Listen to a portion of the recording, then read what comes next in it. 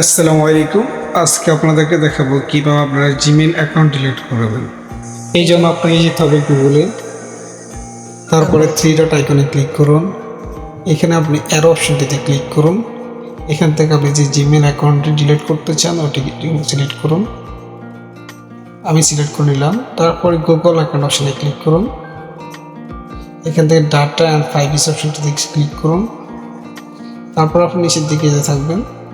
এখান থেকে আপনি ডিলিট গুগল অ্যাকাউন্ট অপশনটি খুঁজে নেবেন।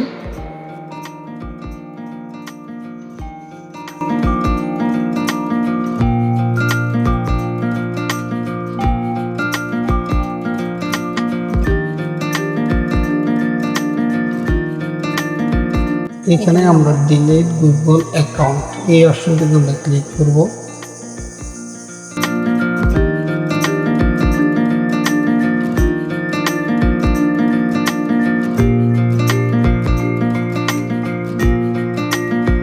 তারপরে আপনারা এখানে নিচের দিকে কন্টিনিউ অপশনটিতে ক্লিক করবেন।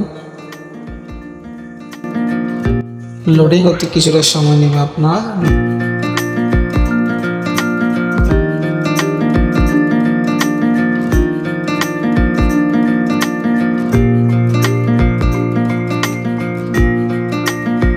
আমাদের লোডিং হয়ে গেছে।